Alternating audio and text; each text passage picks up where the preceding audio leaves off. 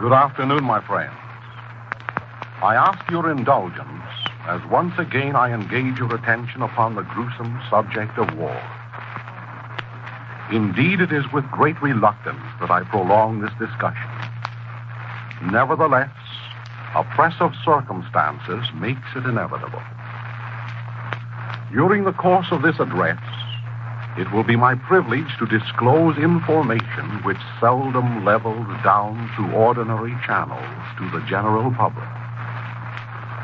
It is my duty as your spokesman to present it to you in this emergency, to the end that it will guide you in your decisions and stimulate you in your actions.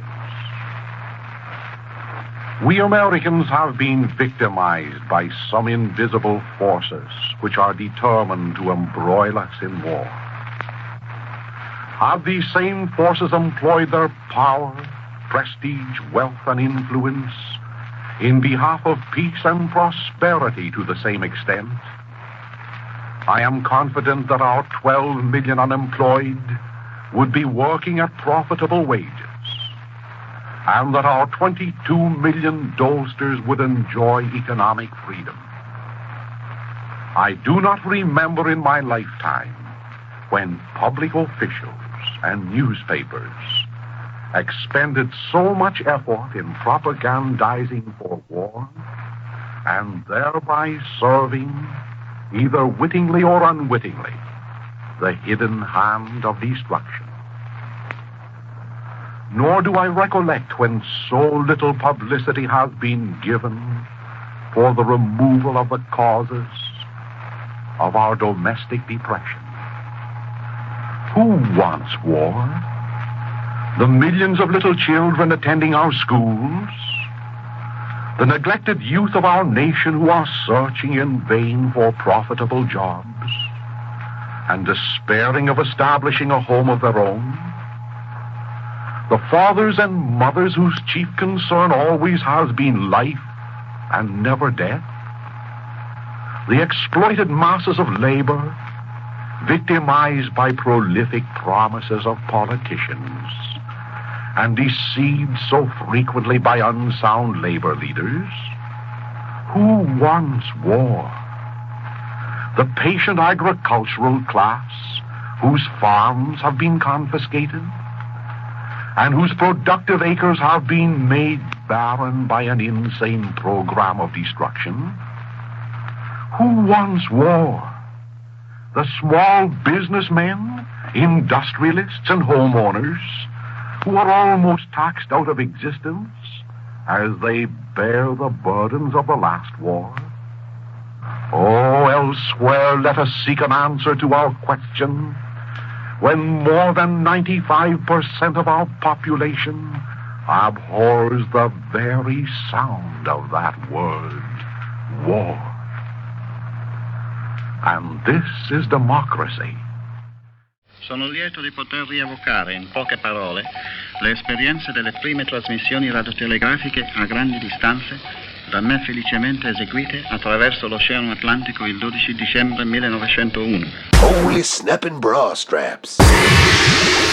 It's a podcast.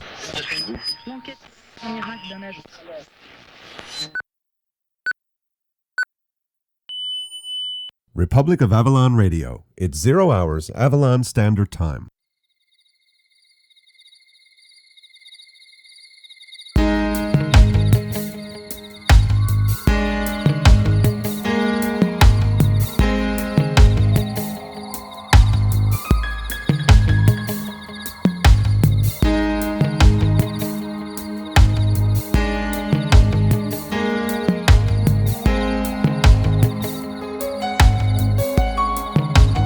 This is Mary Emmerson from San Jose, California, and I am a new old Roar listener after being away for 4 years, but we are all listening to the Roar. You got it.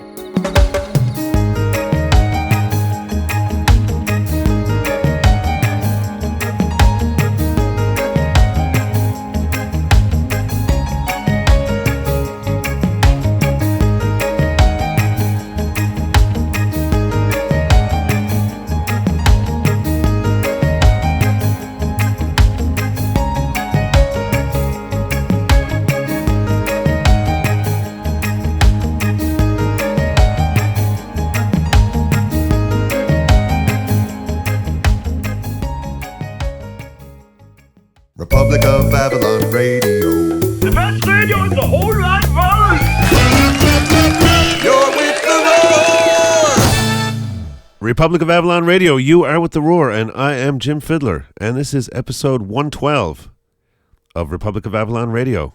111 has gone by, and here we are at 112, and summertime has kicked in.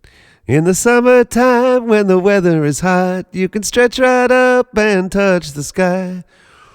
When the weather's fine, you got roaring on your mind. Yeah. So here we are. It is summer 2011.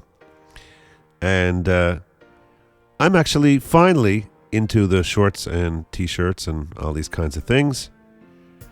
In the little upcoming piece, we're going to be talking a little bit about how nasty the weather has been. And it sure has been nasty, folks. It's just not been nice at all. Summer is something that didn't exactly come roaring in. And we're very glad to finally see the temperature actually cracking 80 degrees here today, Fahrenheit. Whatever that is, Celsius, I forget right off the top of my head, but it was, 28 or something like that. And here it is. And as I record right now, folks, it is the 4th of July. So a great big happy hello and happy 4th to all our American listeners in America and listeners of various American persuasions who may not even be in America. Or you could be a person like myself who has a connection with America, as many Newfoundlanders do. The history of America and Newfoundland goes back a ways, and quite a nice relationship in comparison to a lot of other places and things. Actually, Newfoundland and America had a very nice little relationship. You talk to the people who were around at the time. There were some bases in Newfoundland, in Argentia and Fort Pepperell, of course, here in St. John's. And people have lots of great memories about meeting lots of these young, green, wet behind the ears kind of guys from all kinds of places like West Virginia and Kentucky and Mississippi and South Carolina, North Carolina, California, Pennsylvania, all these kinds of places. And these were just young kids. And at the same time, though, they came to us, I guess, to the people here, from interesting places. Just as many of you find our place here very interesting, which of course it is, to us. Mississippi is a kind of an interesting place. Or Tennessee or Pennsylvania. I mentioned that twice now, and there is a reason for that. So yeah, we had a good old relationship with America. And of course, we're not talking about the America of right now or the America of 10 years ago or the Bush America or any of that stuff. We're talking about, what is it they say? Kinder, gentler times or more innocent times or which way you want to call that. I don't necessarily buy into all this. Back in the day, people were innocent. I think in a lot of ways, people now are more naive and innocent. I think if you read the publications at the time, I think a lot more people called more into question. They held people's feet to the fire and called the various statements and activities of politicians and various people into question more so than they do now. So in terms of being more sort of naive and innocent and sort of whatever, less educated, for example, I think the statistics bear that out as well, that actually the educational standards have fallen since then. But I'm not here to talk about all that sort of unhappy monkey business. I'm here today just to share the joy and spread a bit of sunshine around. And that's what this is all about here today on episode 112 of Republic of Avalon Radio. And by the way, if you are brand new, if you are a new listener, then we're absolutely tickled to death to have you on board. Great big welcome to the Republic of Avalon. and we'd love to hear from you. You can get in touch with us by going to our website, republicofavalonradio.com, and lots of stuff over there. You can click on various ways of getting in touch with us and record little shout-outs and send in, as Mary Emmerson did. Thank you very much, Mary, and it's good to have you back on board and know that you're listening there in California. And we want to hear from more of you, so get over to the website, republicofavalonradio.com. In fact, pause this here right now and go over there, get in touch with us, record us a little shout-out, and then come back and listen to the rest of this. Okay, I guess you're back now. Good. So, yes, as I was saying, 4th of July, so a big happy hello to all folks and all things American or somewhat American in America or anywhere around the world. A big hello to you. And the 4th of July, of course, symbolizes independence, standing up against tyranny, not taking no guff from nobody, and pretty much just wanting to be free individuals. That's the thing that I guess a lot of people don't understand about the whole concept of America, the basis of it, the foundation, not the latter 20th century stuff. In fact, the original idea very, very clearly stipulates that that's not what it's about. It's not about going outside of the borders and monkeying in other people's business. In fact, that was why the whole thing happened in the first place, was because they were being monkeyed with from afar and they didn't like it. So they said, enough of that. We want to do our own thing, and we won't trouble nobody if nobody troubles us. That was the original idea. And of course, the original idea was about individual freedom. It wasn't about kind of a, what would you call it? Some sort of a socialistic, democratic kind of whatever. In fact, people throw the word democratic around.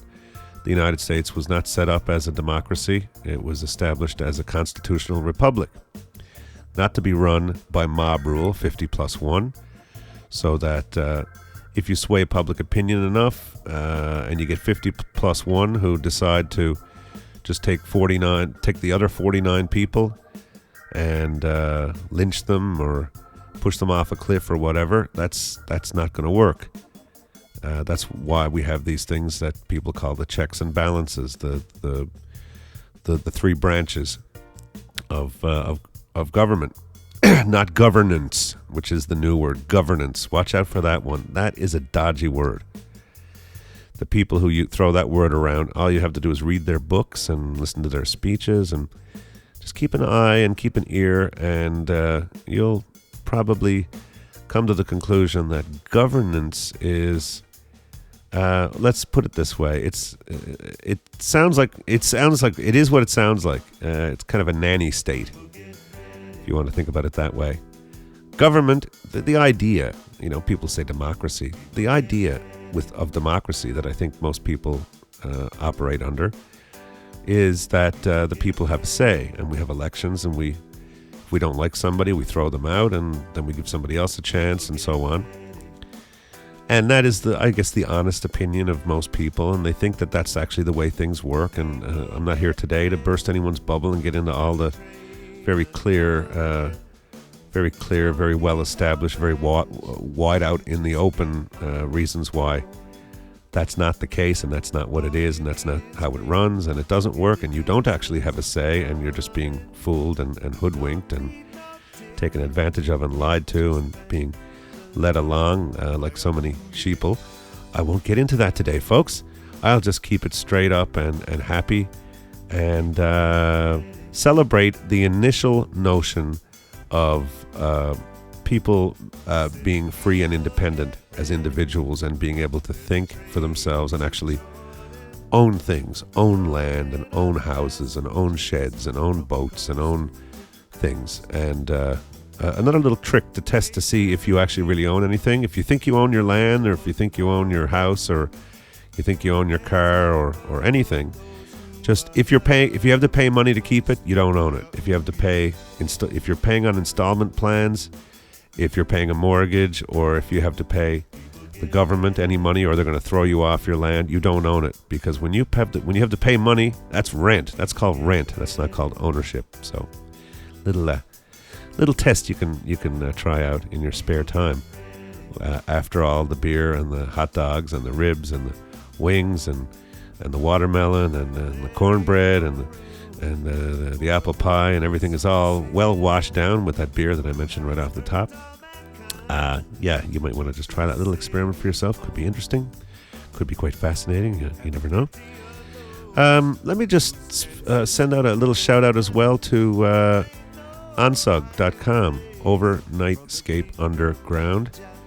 ONSUG.com. This show is carried on that wonderful network set up by Frank Nora, who I think at this point I can call a friend. Not a kind of a face-to-face friend, but one of those 21st century kind of friends. He's been doing all kinds of similar stuff to what we're doing here for a long time, to do with radio production. And like myself, he goes back to like college radio days, and he used to monkey about with tape recorders and things when he was a kid, and imagine that he had a show and various things like that. Much like myself and Frank share a lot in common, and so I salute Frank and encourage all you listeners of Republic of Avalon Radio to go over to onsug.com and check out all the stuff going on over there. Frank, what he's doing, what everybody else is doing as well. Our show is there, and there's a whole bunch of other stuff that you've never heard of that you just may find really interesting and fun to listen to on your way to or from work, or while you're poking around on Saturdays or Sundays doing whatever you do. And a big shout out as well to everybody, to my fellow ONSUG contributors. I'm kind of busy doing a lot of things all the time. I'm in the studio working on my new album these days and don't have a lot of time. I know there's some kind of community stuff going on that I can't really take part in. Part of it has to do with some of it's happening through Facebook. And I don't find it very easy to use Facebook in terms of accessibility. And, as a blind man trying to, respond to messages. I get an email saying that somebody's posted something, and I'd have to go to Facebook and I'd have to log in, username and password, and then I'd have to be hitting my arrow keys, going up and down, trying to find the various things, and then clicking on reply, and then the field that I have to type in, I can't easily check out what I'm saying and edit it and so on. So it's kind of difficult. Not to say that it's impossible. Actually, I'll put a call out there. Any fellow Blinky types out there know a good, easy way of using Facebook. If there's any kind of some sort of an interface or something that one could use that makes Facebook manageable, that would possibly be another little load I can take off of Lillian's shoulders. So let us know. Go over to republicofavalonradio.com, or you could just send us an email at republicofavalonradio@gmail.com. That's good as anything. So a big hello to all my fellow presenters over at onsug.com, and you all go over and check that out and listen, see what you can find over there for yourself that you might find interesting. And we are, I would say, definitely Republic of Avalon Radio is a proud member of onsug.com and an ardent supporter of anything that Frank Nora does, no matter what he wants to call it, no matter how long it is, no matter how short it is, whether it's daily or weekly, or whatever the case may be. Any old thing that Frank does, I have been for years now, waving his flag, and will continue to do so. And I don't wave many flags. I don't wave the Canadian flag. I don't wave the Star-Spangled Banner. I kind of like the pink, white, and green quite a bit. And I like the red, gold, and green, and the Frank Nora flag, and very few flags really that I kind of even particularly dig. So that's, Frank, you just don't have me waving any old flag, so there you go. Anyway, Frank's doing a great job over there, so go over and check that out, onsug.com. Yes, happy 4th to everybody, as I said. the whole history of Newfoundland and America is a deep one, but at the same time, it's a very seldom talked about one. I think any of my fellow Newfoundlanders or Newfoundlanders abroad or at home, or fellow Americans, Newfoundland Americans, American Newfoundlanders, whatever, would agree that it doesn't get much coverage. It doesn't get discussed very often. I suppose in 49, Newfoundland became part of Canada, and a lot of power was handed over between London and Ottawa, and the bases, the American bases, were eventually closed down, and people had to get on with establishing the idea in Newfoundlanders' minds to win the hearts and minds of Newfoundlanders and have them excited about being Canadians, and not clinging on to ideas of independence and responsible government, or clinging on to ideas of British Empire. I suppose they don't seem to mind that one as much because, Canada is a Commonwealth country, and they don't seem to discourage the people that are fans of the monarchy and all that stuff. Canada is actually part of that. It is not bigger than that, it is smaller than that. It's a smaller portion. Canada is defined as a democratic monarchy, which to me is a big oxymoronic kind of mind gabuggle. I can't quite wrap my head around that, but that could just be me. That could just be my limited powers of deduction. Sometimes things just go right over my head, and no matter how much I shake my head and all the little nuts and bolts rattle around in there, the nuts just don't end up on the bolts, and I can't quite figure things out sometimes. But that's okay. That's quite all right. But anyway, yeah, I'm not here to tell the whole history of the relationship between America and Newfoundland here today, just to acknowledge it and to, I suppose, to a certain degree, to pay homage to it and give it a tip of the hat. And so for all of you all over, big up yourselves, American Newfoundlanders. Big up yourselves, Newfoundland Americans. Big up yourselves, Americans who love Newfoundland, and all of these kinds of things. And also anybody who just really, really appreciates the original concept. When you look at the original Constitution and Bill of Rights and all these kinds of things, these kinds of ideas put together as the idea of a nation, as an independent nation, could be fading away, perhaps even in our lifetimes.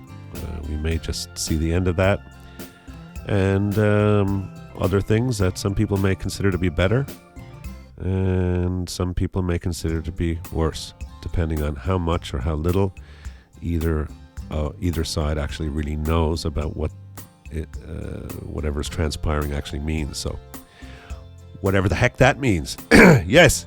All right. Let's push on here. We have a little tune for the 4th of July. The other night, myself and Lillian were here. We went down to the pub when we came back, and we were making particularly merry. And I was saying to her, gee whiz, the harmonica, the blues harp, it's not that difficult. You could do that, boy. Let me just show you a little thing. So I showed her the little standard little riff, In fact, I would grab my harmonica now and show you, but it's way over yonder, and I won't bother. But suffice it to say, she caught what I was doing, not because of my teacher skills, but because I think of the simplicity of the subject matter and the fact that she's not the dullest knife in the drawer. And I hit record on the little portable device, the R9 that we use when we go out on walkabout. And so we recorded a little piece for you. It was just spontaneous. It was unplanned. Lillian named it, actually. You can hear in the piece at the end, she actually gives it a name. So here it is. This is Lillian's worldwide musical debut. And very, very glad to say that it's here on Republic of Avalon Radio. Very, very glad to have you all aboard. And after that, we'll get out on walkabout, myself and Lillian. A little bit of an older one. This wasn't done within the last couple of days, so we're kvetching about the weather. The weather has improved, but this walkabout was just sitting there in the folder, and I thought, if I don't get this out, I'll just end up throwing it away. So there's a particular moment, I call it the Annie Hall moment, that takes place in this thing. I'm talking about something on the sidewalk, and a passerby catches what I said and goes, yeah, that's true, isn't it? It was kind of almost like that scene in Annie Hall when they're, I think, going into the movie or whatever, and there's this guy ahead of them blathering on about this and that, and Marshall McLuhan, and suddenly Marshall McLuhan appears and says, you don't have any idea what you're talking about. Your concept is a complete fallacy. I was not proposing anything like that whatsoever. And then Woody looks at the camera and says, oh, man, why can't life be like that all the time? It was kind of like that. So I had what I call the little Annie Hall moment in this little walkabout segment. So here it is for you, and then we don't have to throw it in the garbage. We can get it out to you. This is it's only like, I don't know, weeks old or whatever. I can't even exactly remember when we did it, but in any case, there it is. So the walkabout segment, and before that, here is this little tune for you. Happy 4th, and thank you for listening to Republic of Avalon Radio. Hi, I'm Bob McDonald, the science guy from CBC's Quirks and Quarks, and you're listening to the Republic of Avalon Radio. Hello, this is the Snowman. And I'm Newsman Hefty Genitals. And we're just here for a second to tell you that that roar you hear in your ears. Yeah, what is that? It's not your blood pressure. Oh, thank God. It's that you are listening to the roar. What's that? Republic of Avalon Radio. Republic of Avalon Radio. Radio for lazy people who don't want to do nothing. You're with the roar! Okay. Okay, let's go on. You lead. Okay.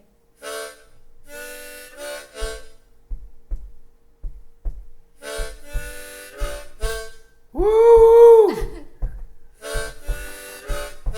Woo! Woo! Woo! Woo!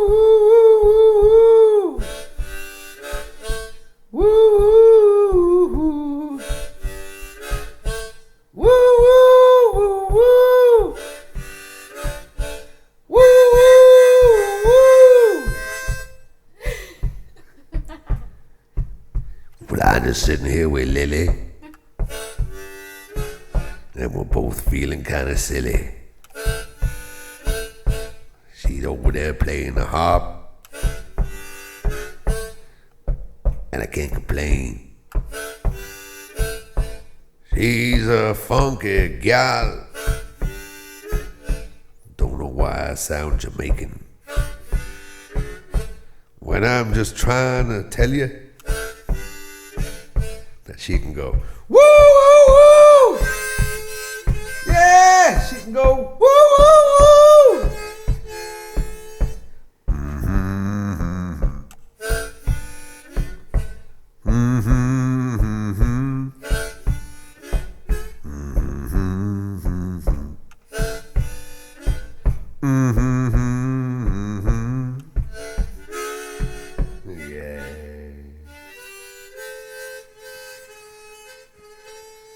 We accept dimes and nickels for the crippled children.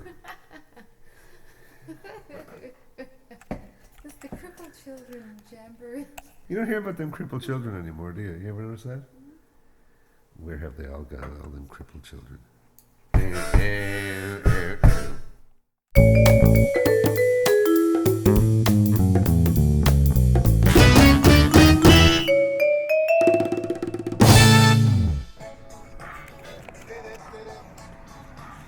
Did-dip, did-dip. Did-dip, did-dip.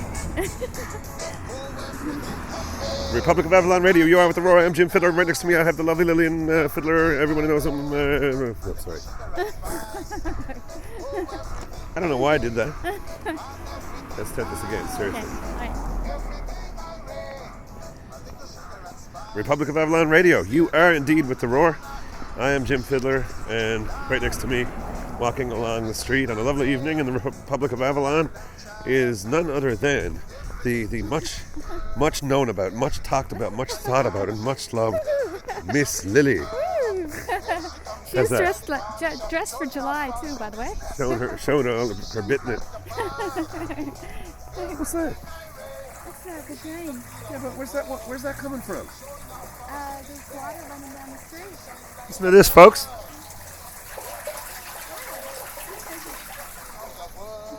But it didn't even rain. No, I know. So where's that water coming from? I don't know. It's a very strange. It's a puzzle. It is? Puzzle mystery. Mm-hmm. So, yes, we are walking along here on a very nice evening. And we are listening to, of course, with us, we have Eddie Grant in the background, as you can hear. And in fact, what we're playing here is the playlist that I created for episode 100.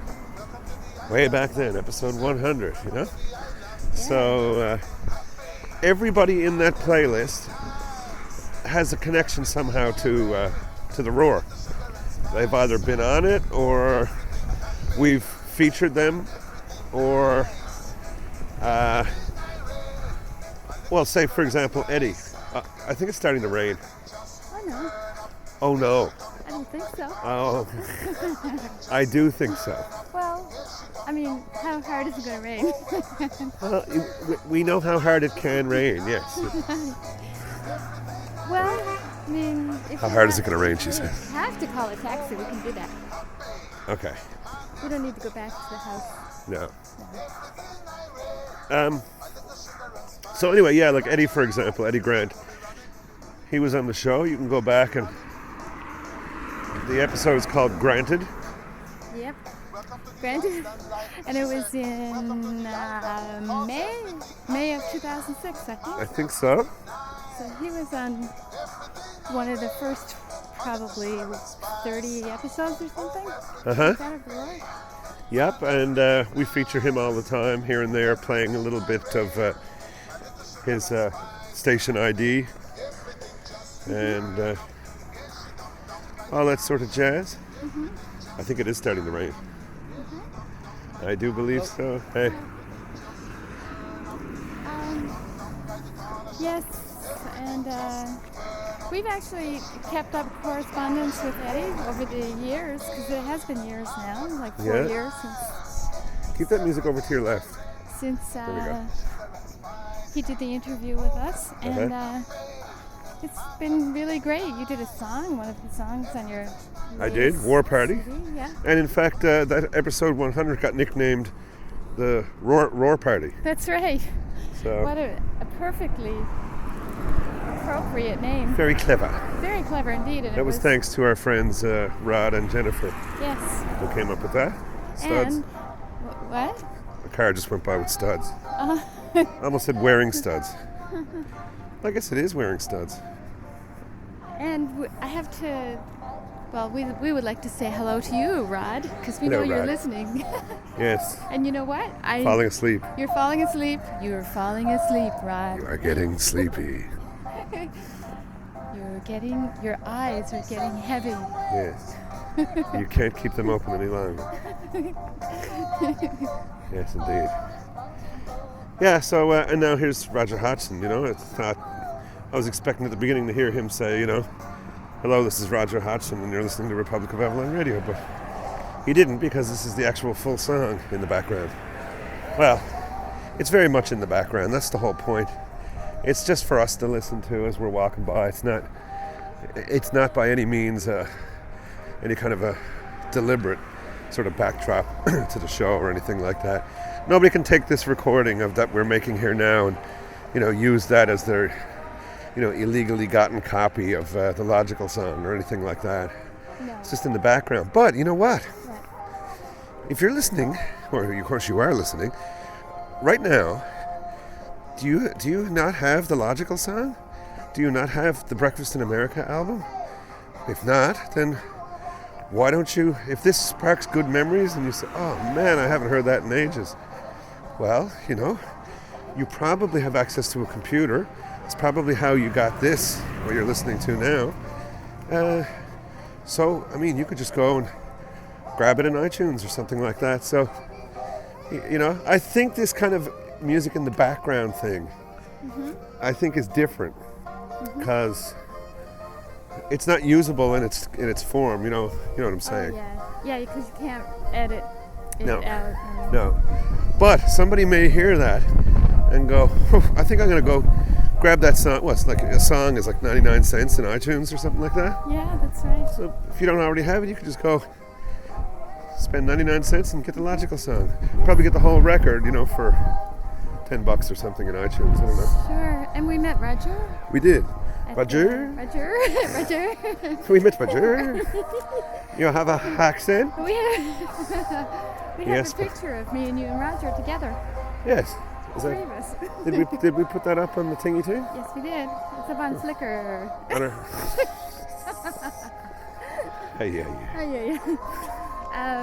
Yeah, and what a great concert he gave when he was here. It was, yeah, and we recorded it. With their permission. With his permission, yes, exactly. And we gave him a copy of it. And he's out touring around. He came out of a long hiatus, I guess.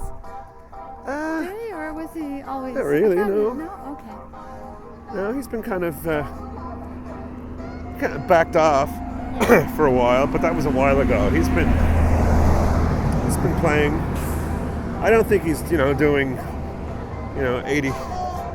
80 cities a month or anything like that. Can you keep that over on the left? I thought I heard my phone ring. Must have been something on the music. Yeah, it's called this. Oh, I see. There is a little digital sound in this song. Yeah. Yeah. Whoa. The police are flying up the road. They seem to be doing that all the time. Yeah, last time I think we walked down here, they were doing that. Yeah. Hear that? Oh, they're after somebody. Somebody just right there, actually. Really? What are they doing? What was the person doing? I don't know. Huh? I don't know. I didn't see anybody speeding or anything up the road, but I don't know. Very bizarre. Yeah, just today I was reading that for the first time they passed some sort of legislation that in Newfoundland now police can pull you over without any reason at all. They don't have to suspect you of drunken driving or But isn't that like, the Soviet Union or communist, Red China or something? Yeah. Isn't the whole idea, isn't our society like the most basic fundamental concept of freedom is that you have the right to privacy? You would think so. Privacy of your home and your personal effects and things like that. Yeah. And if they can just go nabbing people and whatever for no reason at all, then that means that's the final thread of, shred of illusion that we're free. Exactly. Torn. Yeah.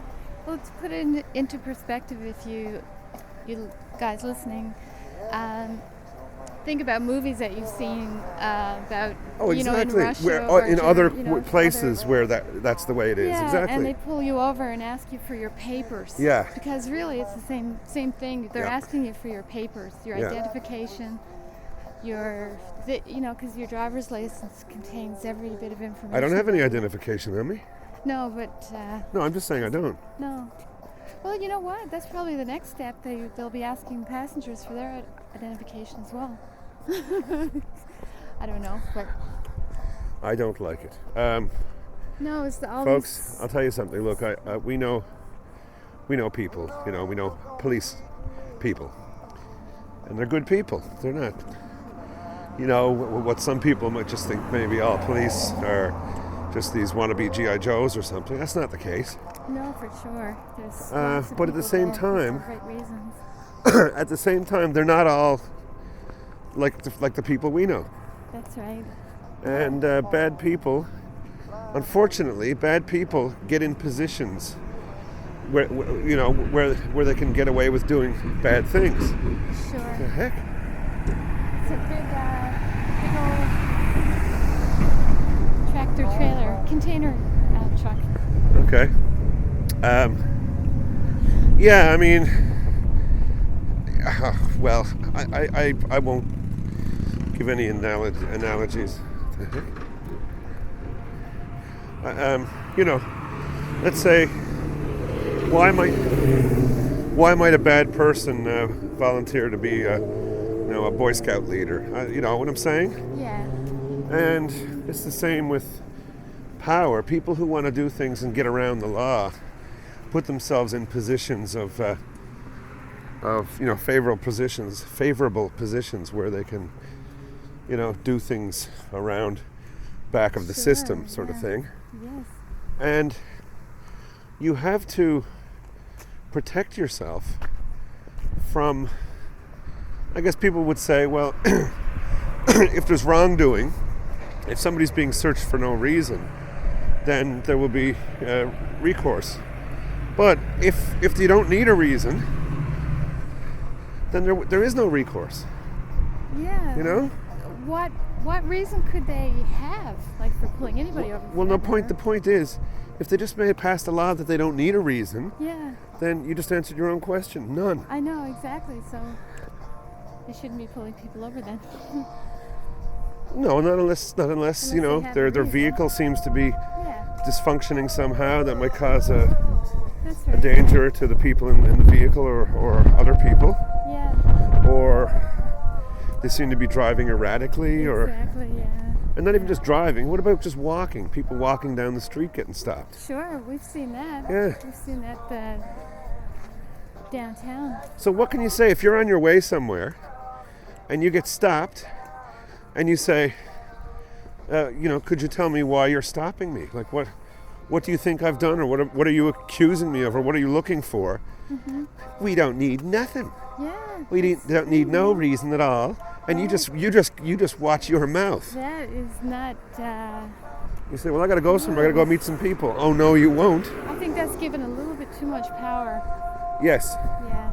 And the whole idea of power like that.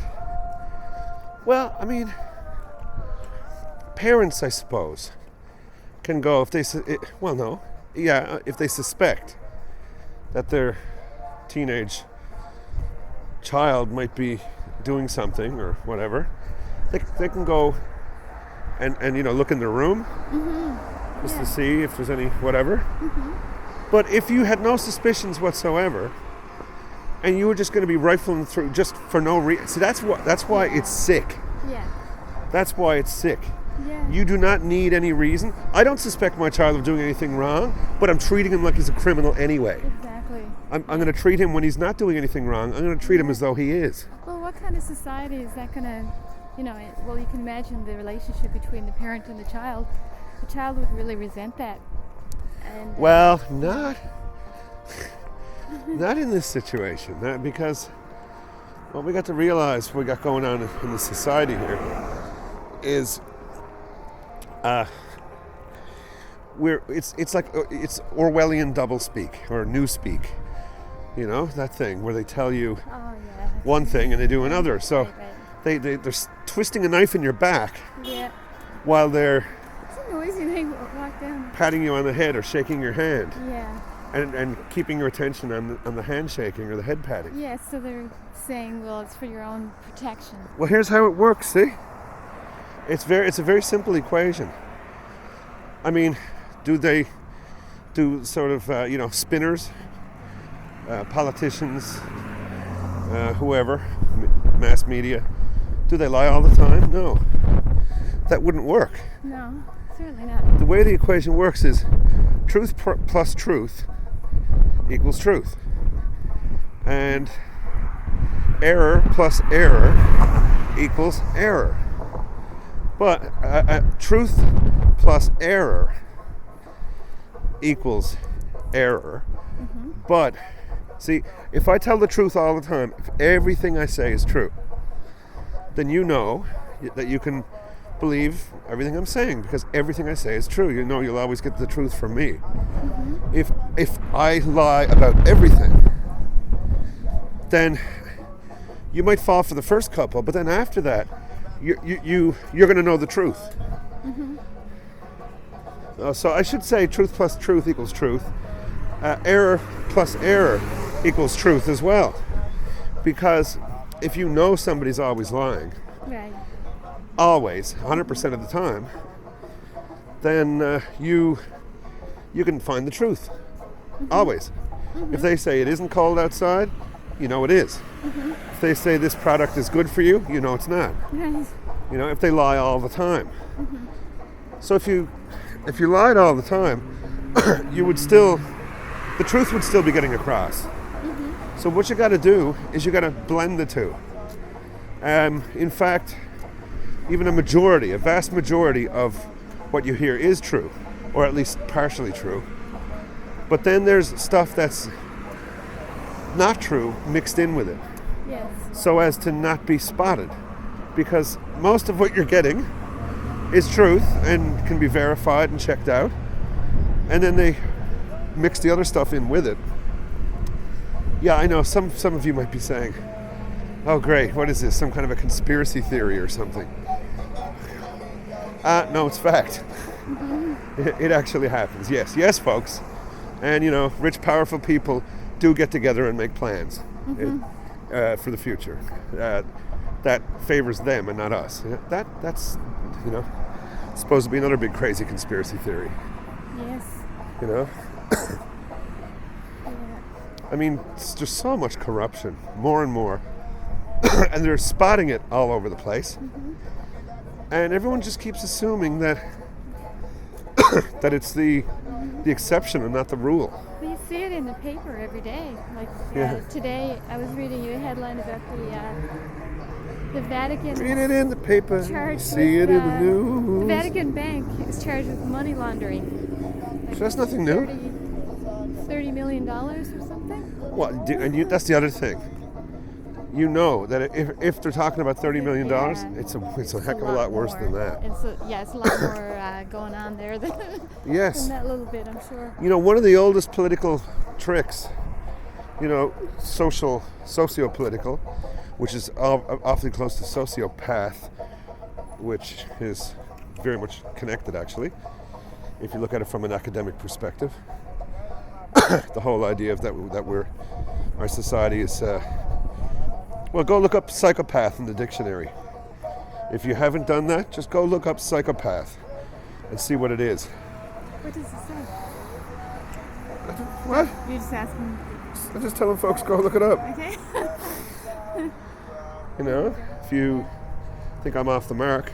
Mm-hmm. I mean, if I had a bunny rabbit in my hand, and you were convinced that it was an egg, and I said, no. Go look it up if you don't believe me. Just look at this and then find the thing in the dictionary that describes a rabbit, and you'll know that I have a rabbit in my hand, you know? Mm-hmm. Same thing with the psychopath. Anyway, the whole business about getting people to believe things, what benefits the rich few is to have the masses believe that the rich few are just these loving people who love like playing with their dogs and drinking tea and curing cancer and raising money for the poor. Yeah, exactly. You know, where are we going? You wanted to get a lighter? Oh, not right now. Oh, okay. That's okay. So yeah, one of the tactics that they use, aside from the telling you a whole heaps of truth and mixing in the lies that basically help them sort of accomplish what they're aiming for. Another approach. Oh, wind. Sorry, folks. Hold on. We'll just not worry about it anymore. But people just don't seem to care. You know, I'm not marching around with placards or anything like that. But it concerns me when people fool themselves. You know, what's worse, really, when you think about it? A bad situation that everyone's aware of, or a bad situation that everyone seems to be in denial about. Yeah, really. You know? Yeah. No, the roof's not caving in. Yeah. It's better to know, I think. So at least then you can, well, maybe you can do something about it. Well, you can know. I mean, that's all really important. True. That you know. What are you going to do about it? I mean, you know, if I know the pavement is wet, exactly, then, you know, I can't keep anybody else from having an accident, but I can slow down and drive carefully myself. Yeah. I don't just deny, like, oh yeah, it'll be fine, and speed along on wet pavement. Right. You know. Yeah, it's better to know like what things are. Well, knowing what's going on in the world is not paranoia. That's another thing too. People say anybody who goes any further than watching the 6 o'clock news must be some kind of paranoid person, you know? But, well, I guess people who send their children to school must be paranoid. Yeah. You know, people who send their children to school believing that that's the right and good and proper thing to do. Right. They must be paranoid. Right. People who clean, you know, who cook in a sanitary manner must be, and you know, don't cut up the salad where they just cut up the steak on the same cutting board. They must be paranoid. You know, it's pretty interesting the definition of paranoid. It is. Isn't paranoid supposed to be when you're worried about things that don't exist? It's supposed to be, yeah. All right. Well, what would the word be for people who aren't worried at all about something that does exist? I don't know. He's got a very good voice. He's got a very valid. Yeah, we're talking about, you know, the kind of mass state of denial that society seems to be in, you know? Yep, so, I don't know, there should be a word for it. There should definitely be a word for it. That was good. You couldn't have thought about that. You know what that was like? What? That was like that, almost like a little bit, sort of, reminded me at least of that scene in Annie Hall. I knew you were going to say that, yeah. When, you know, when Woody and Annie are, what is it, waiting to go into to go in to see a movie by Marshall McLuhan or something? No, I don't think the movie was by Marshall McLuhan, no. No, the guy in front of him was talking away, blah, blah, blah, right, getting on with a whole bunch of nonsense. And he then he says something about Marshall McLuhan, and Woody's like, you know, this guy doesn't know what he's talking about. And then Marshall McLuhan appears and says, "You don't know what you're talking about. Right. That wasn't my hypothesis whatsoever."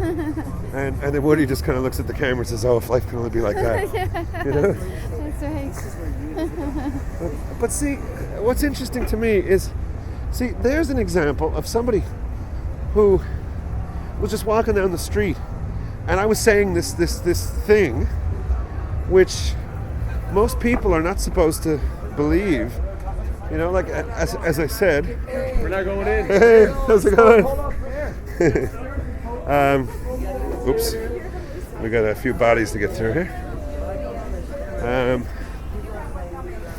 The idea. Okay, so paranoid means people who are worried about stuff that they need not worry about. Mm-hmm.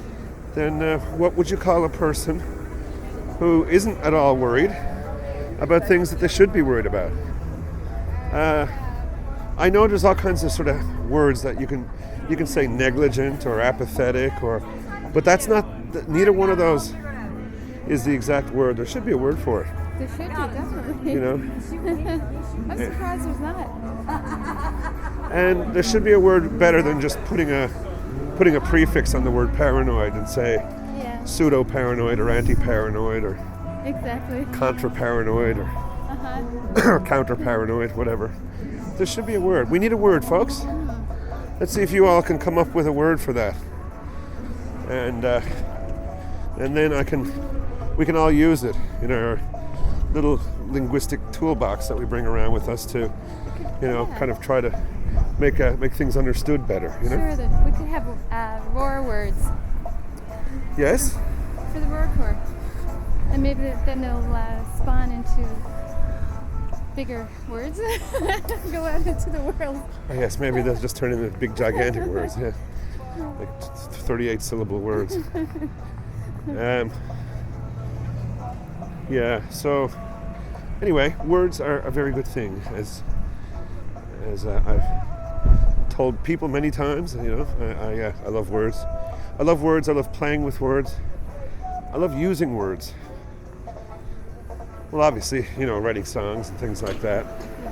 So I actually get a chance to work with words all the time. And they're brilliant. Whoever invented them. Well, I think originally there was the word, I think.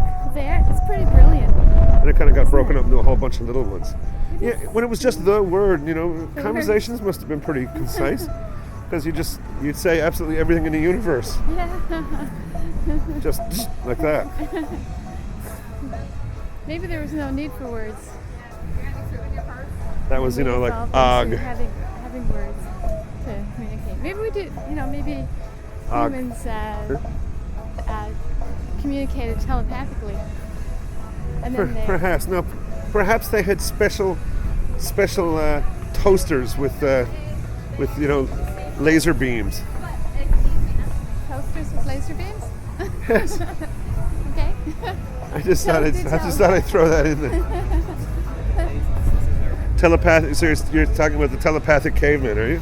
Yeah. Well, I don't really believe a lot in this whole caveman thing. No, it makes you wonder. If you do a little bit of research, it's quite easy to realize that people weren't living in caves, and that whole stereotype that everybody tends to believe just ain't true, folks. There's a book called, we've mentioned it before, Dead Men's Secrets by Jonathan Gray.